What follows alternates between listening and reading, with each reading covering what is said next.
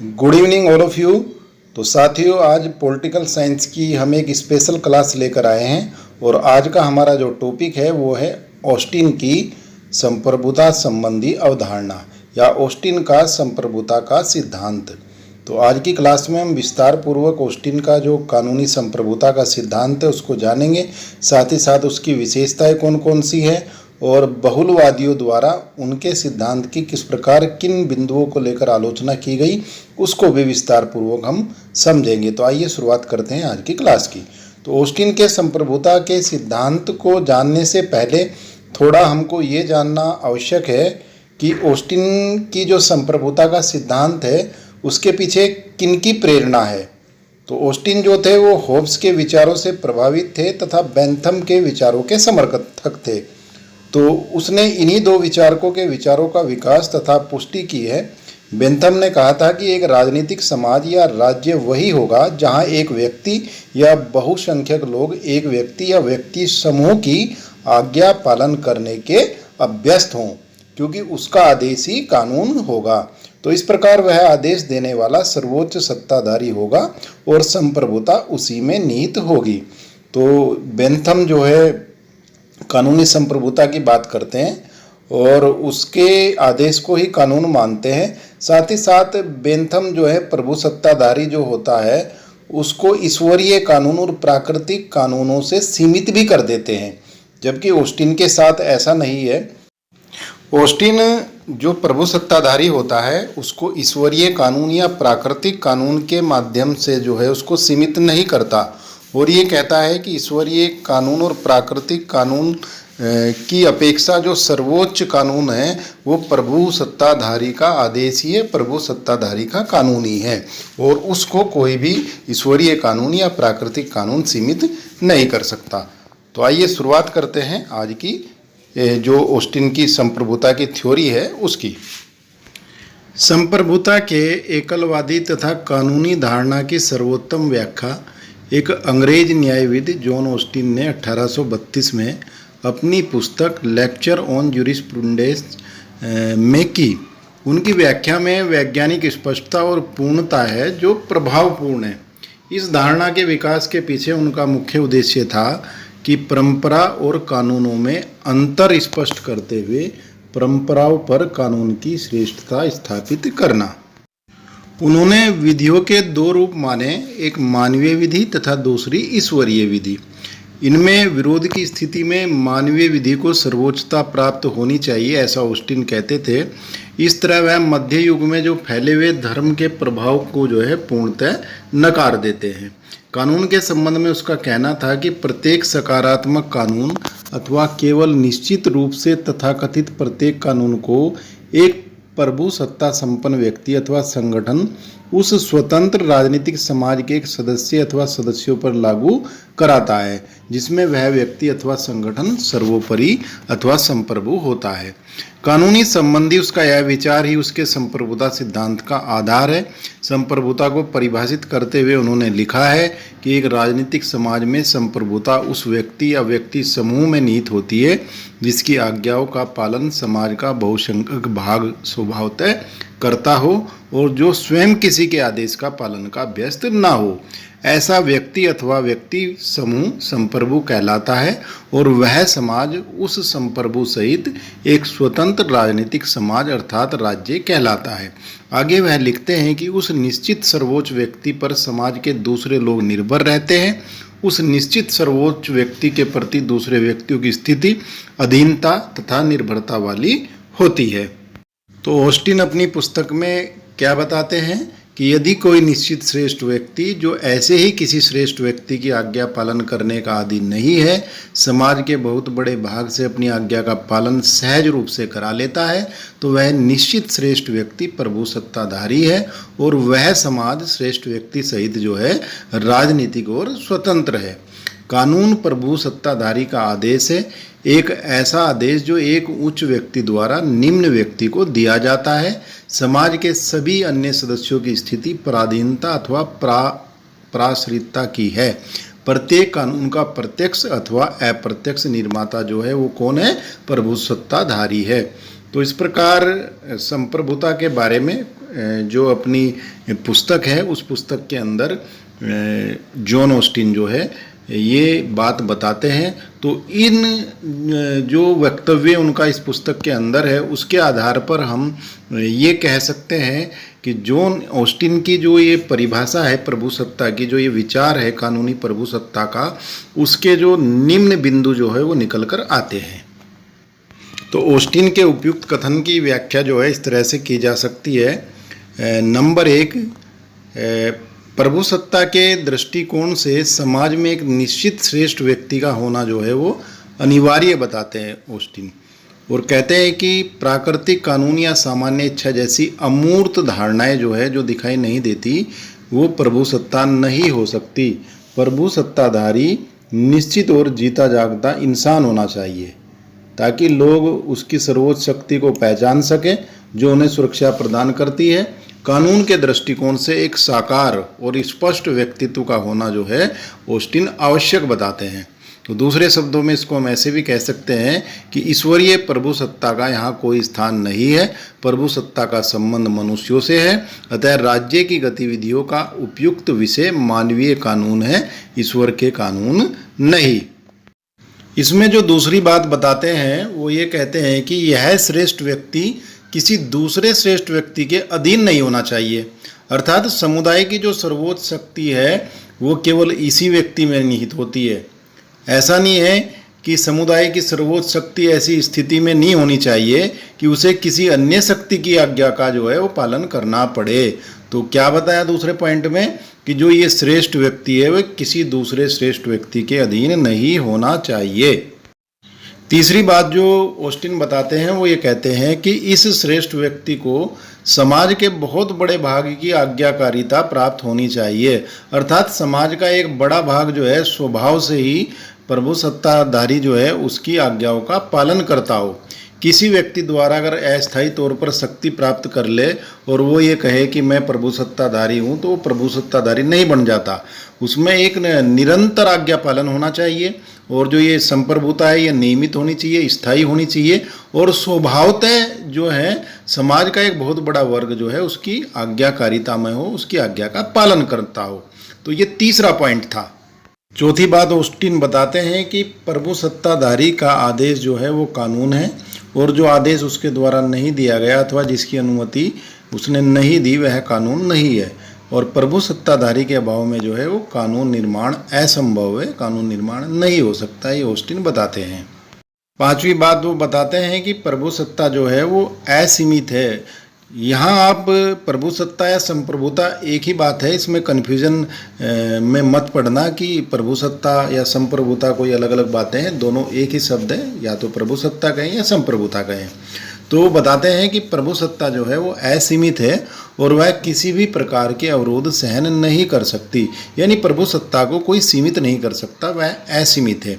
इसी प्रकार छठी बात वो जो बताते हैं वो ये कहते हैं कि प्रभुसत्ता अविभाज्य भी है अथवा इसे कोई बांट नहीं सकता, और यह सर्वोच्च अदेय यानी किसी को नहीं दे सकते, और सर्वव्याप्त तथा शक्ति है, यानी ये हर जगह व्याप्त है। कोई ये नहीं कह सकता कि भाई मैं जो प्रभुसत्ताधारी है उसके क्षेत्र से बाहर हूँ, मैं उसकी आज्ञा का पालन नहीं करूँगा, ऐसा नहीं कह सकता। जो ये प्रभुसत्ता है ये अविभाज्य भी है, सर्वोच्च है और अदेय है और सर्वव्याप्त है। तो इन बिंदुओं के अंतर्गत जो है कानूनी जो प्रभुसत्ता है उसको विस्तार पूर्वक जो है ऑस्टिन ने बताया। इन बिंदुओं के आधार पर जो ऑस्टिन का संप्रभुता का सिद्धांत है उसकी कुछ विशेषताएं हमारे सामने आती है। तो आइए उन विशेषताओं को भी एक बार देख लेते हैं। तो पहली जो विशेषता है वो ये है कि संप्रभुता जो है या संप्रभुता या प्रभुसत्ता राज्य का एक आवश्यक गुण है। तो संप्रभुता स्वतंत्र राजनीतिक समाज अर्थात राज्य का जो है एक अनिवार्य गुण है। यह राज्य के चार मूल घटक जो चार तत्व होते हैं जिसके बिना राज्य के अस्तित्व की कल्पना नहीं की जा सकती। संप्रभुता के अंत का अर्थ होता है राज्य का अंत। तो यदि राज्य एक निकाय है तो संप्रभुता उसकी क्या है? आत्मा है। ऑस्टिन के अनुसार प्रत्येक राजनीतिक समाज में संप्रभुता का होना उसी प्रकार से आवश्यक है जैसे कि पदार्थ के किसी पिंड में आकर्षण के केंद्र का होना। इस प्रकार प्रत्येक स्वतंत्र राजनीतिक समाज अर्थात राज्य में आवश्यक रूप से कोई व्यक्ति या व्यक्ति समूह जो है वो संप्रभु होता है। ये पहली विशेषता थी। इसके बाद जो इसकी दूसरी विशेषता है वह है कि संप्रभुता निश्चित व्यक्ति अथवा व्यक्ति समूह में जो है निहित होती है। तो संप्रभुता राज्य के किसी निश्चित व्यक्ति या व्यक्ति समूह में निहित होती है जिन्हें पहचाना जा सकता है और जो अपने विवेक के अनुसार इसका प्रयोग कर सकता है।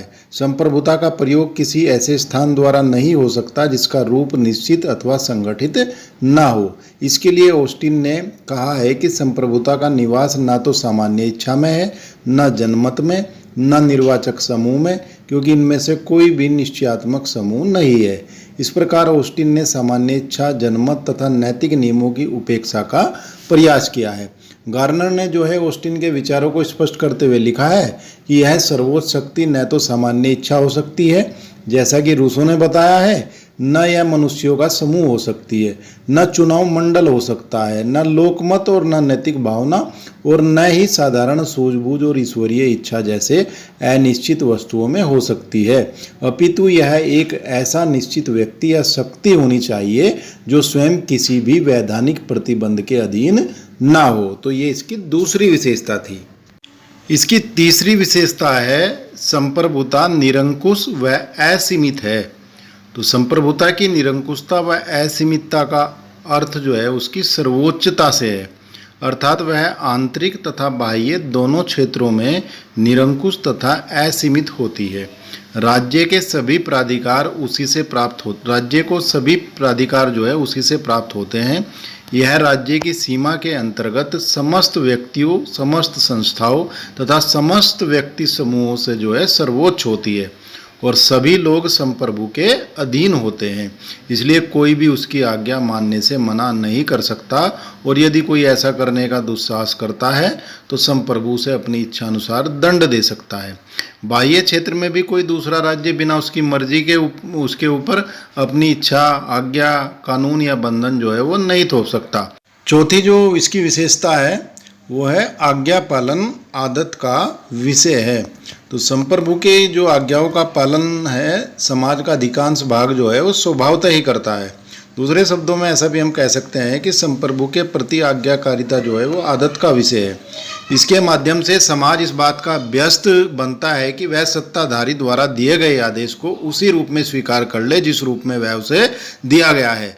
यदि समाज के कुछ लोग संप्रभु की आज्ञा का उल्लंघन करें या संप्रभु के विरुद्ध क्रांति कर दें तो उससे संप्रभुता की सर्वोच्चता पर कोई आंच नहीं आती है, बल्कि यह जो है यथावत सर्वश्रेष्ठ बनी रहती है। ये इसकी चौथी विशेषता थी।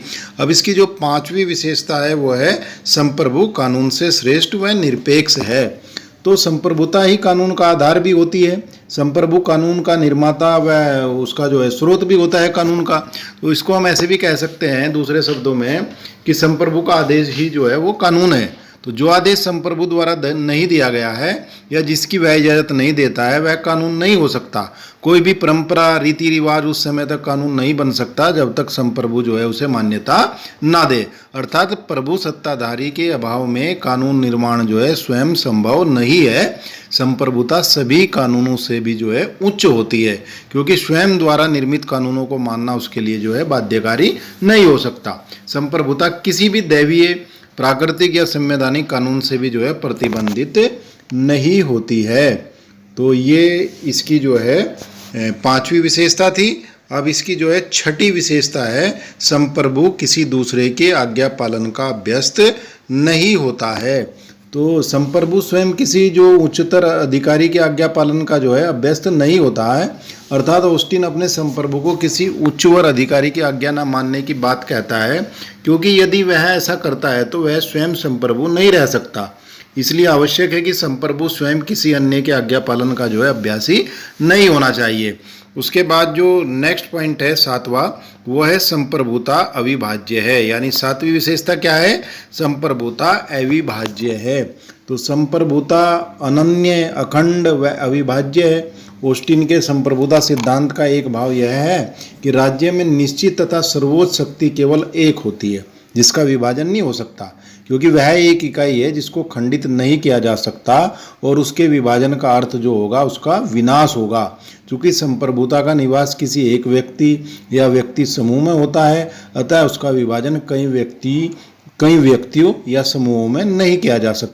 इस प्रकार ऑस्टिन के अनुसार संप्रभुता राज्य की जो है वो सर्वोच्च शक्ति होती है, जो निरंकुश होती है, अप्रतिबंधित है, अदेय है, एकल है, अविभाज्य है तथा स्थायी यानी परमानेंट होती है। ऑस्टिन के संप्रभुता सिद्धांत की विशेषताओं को देखने के बाद अब कुछ बहुलवादियों द्वारा इनके सिद्धांत की जो है आलोचनाएं की गई है, तो उन आलोचनाओं को देख लेते हैं कि किन आधारों पर बहुलवादियों ने ऑस्टिन का जो संप्रभुता सिद्धांत है उसकी आलोचना की है। तो आइए देखते हैं उनकी आलोचनाएं। तो ऑस्टिन एक वकील था, इसलिए उसने संप्रभुता की व्याख्या केवल वैधानिक दृष्टिकोण से की है। ऑस्टिन द्वारा संप्रभुता के व्यवहारिक पक्ष पर ध्यान न देने के कारण हेनरी मैन, फिगिस, ब्रॉइस, पॉल ब्लंटसली और उसके अलावा लास्की, बार्कर, बहुत सारे जो बहुलवादी हैं उन्होंने इसकी कटु आलोचनाएं की हैं, जो प्रमुख रूप से निम्नलिखित हैं। जो पहला पॉइंट है इसमें वो है कि समाज में ऑस्टिन के मानव श्रेष्ठ को खोजना कठिन है। तो ऑस्टिन अपने संप्रभुता सिद्धांत में जिस जन श्रेष्ठ या मानव श्रेष्ठ की कल्पना करता है उसे व्यवहारिक स्तर पर खोजना कठिन है। सर हेनरी मैन ने ऑस्टिन की इस धारणा का खंडन करते हुए अपनी पुस्तक में लिखा है कि इतिहास में इस प्रकार के निश्चित सर्वश्रेष्ठ व्यक्ति के उदाहरण जो है वो नहीं मिलते। प्राचीन काल से अब तक किसी भी सत्ताधारी को उतनी शक्तियाँ प्राप्त नहीं हुई जितनी शक्ति ऑस्टिन अपने संप्रभु को जो है वो देता है। ऑस्टिन ने संप्रभुता की अवधारणा का प्रतिपादन जो है वो परंपराओं पर कानूनों की श्रेष्ठता स्थापित करने के उद्देश्य से किया था, और उनका मानना था कि परंपराओं का पालन जो है वो ऐच्छिक होता है जबकि कानून का पालन बाध्यकारी होता है। इसका खंडन करते हुए हेनरी मैन कहता है कि समाज प्रभुसत्ताधारी के बिना तो चला है किंतु परंपराओं के बिना जो है नहीं चल सकता। तो इस प्रकार संप्रभु सरकार की कुछ सीमाएं होती हैं जो लोगों की निष्ठा में गहरे रूप से जमी किन्हीं धार्मिक और सामाजिक प्रथाओं के रूप में देखी जा सकती है, और केवल विकसित मानसिकता वाला कोई तानाशाह शासक ही ऑस्टिन के कल्पना के शासक का उदाहरण बन सकता है।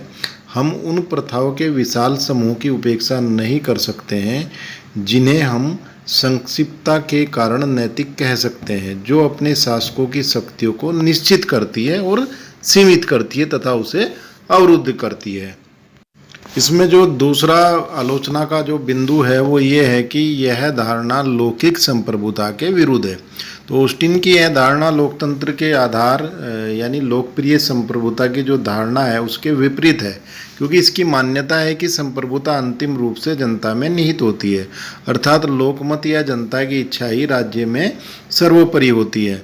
वस्तुतः ऑस्टिन की जो कल्पना का वैधानिक संप्रभु है उसको मानने का दुष्परिणाम यह होगा कि हमें लोक प्रभुता और राजनीतिक प्रभुता दोनों को अस्वीकार करना पड़ेगा, जबकि वर्तमान लोकतांत्रिक युग में यह कदापि संभव नहीं है।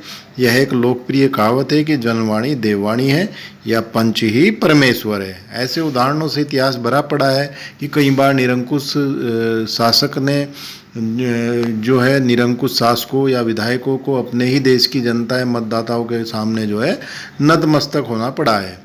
तो इसका जो तीसरा पॉइंट है, तीसरा बिंदु है आलोचना का, वो है कि कानून संप्रभु का आदेश मात्र नहीं है। तो ऑस्टिन का यह मानना भी त्रुटिपूर्ण है कि कानून संप्रभु का आदेश मात्र है, क्योंकि कानून संप्रभु का आदेश मात्र न होकर ऐतिहासिक परंपराएं, रीति रिवाज और सामाजिक मान्यताओं पर आधारित होते हैं।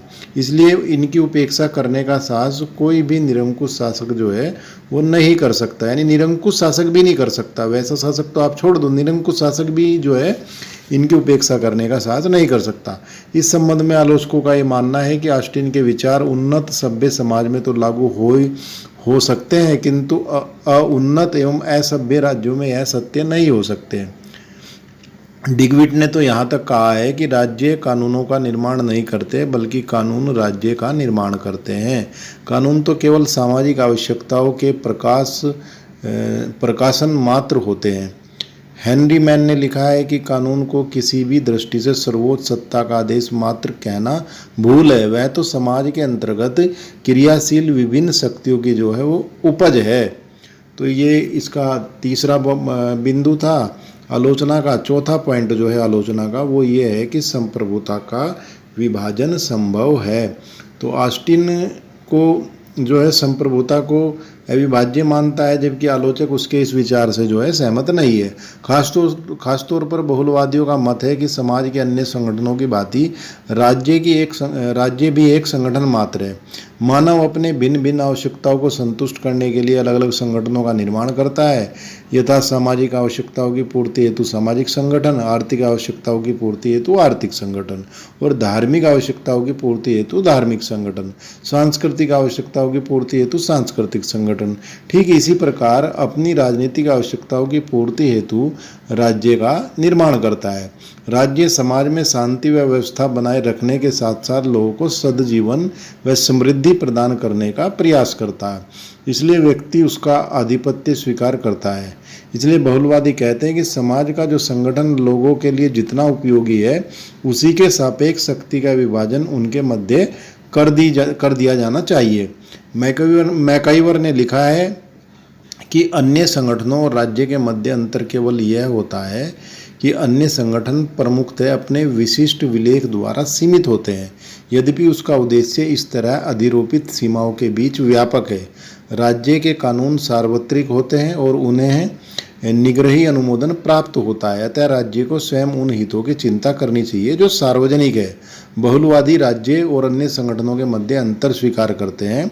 उनके अनुसार राज्य की सदस्यता अनिवार्य होती है, जबकि अन्य संगठनों की सदस्यता जो है वह ऐच्छिक होती है।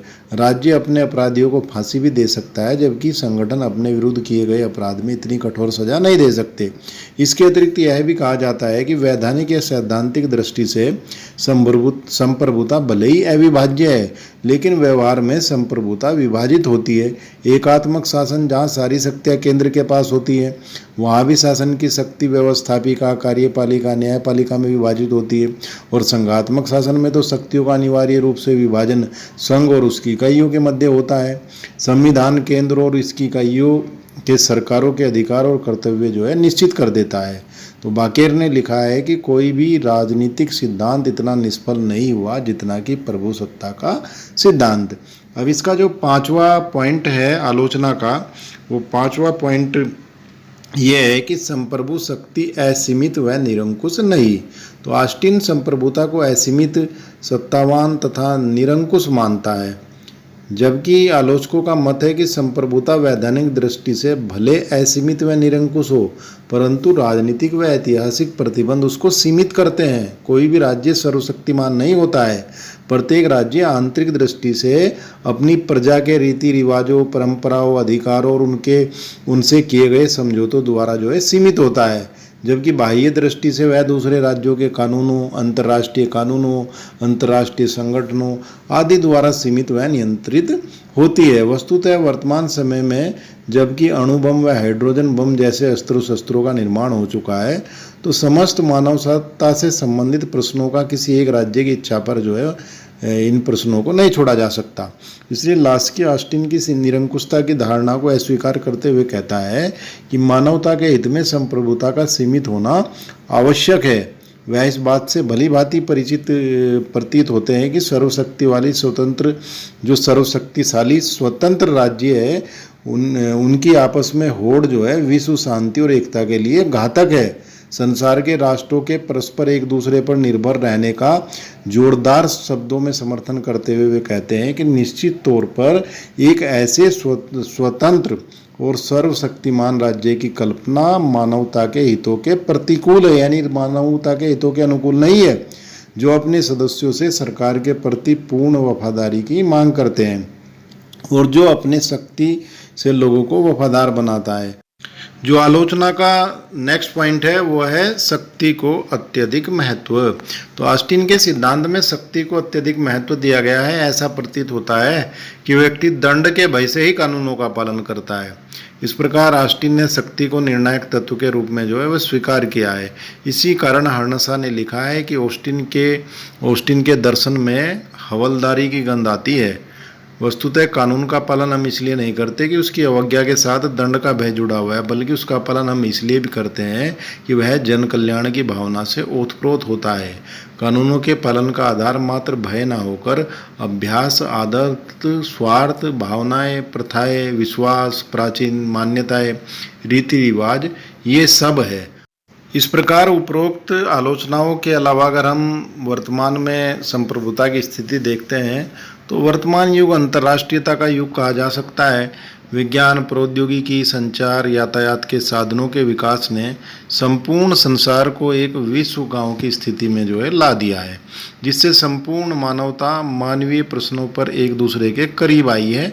आज विश्व के किसी कोने में उत्पन्न समस्या न केवल किसी एक राज्य को प्रभावित करती है, बल्कि संपूर्ण विश्व समुदाय को वो प्रभावित कर देती है। और विश्व में आपसी संयोजन, जो वास्तविकता और आवश्यकता दोनों है, ने राज्य की संप्रभुता के समक्ष कई चुनौतियां पेश की हैं। आज राज्य के संप्रभुता का अर्थ बाह्य क्षेत्र में उसकी स्वेच्छाचारिता या जो चाहे वह करने की इच्छा से नहीं लगाया जा सकता है। वर्तमान भौतिकता के युग में राज्यों के मध्य परस्पर निर्भरता बढ़ी है, जिससे राज्य के कार्यों पर भी इसका प्रभाव वो पड़ा है। दुनिया का शक्तिशाली से शक्तिशाली राज्य भी विश्व जनमत के नाराजगी की कीमत पर कोई कार्य करने का फैसला नहीं कर सकता। इस प्रकार आज की क्लास में आपने संप्रभुता का जो ऑस्टिन का सिद्धांत है उसको विस्तार पूर्वक जाना, उसकी विशेषताएं जानी, और साथ ही साथ जो बहुलवादियों द्वारा उसकी आलोचनाएं की वो भी आपने विस्तार पूर्वक इस वीडियो लेक्चर में देखी। मुझे पूरी उम्मीद और विश्वास है कि अब आपके समझ में आ गया होगा कि ऑस्टिन का जो संप्रभुता का सिद्धांत है वो क्या है और उसकी आलोचना किन आधारों पर की जाती है और वर्तमान समय में उसकी उपयोगिता क्या है। आज की क्लास को यहीं समाप्त करते हैं। धन्यवाद, नमस्कार।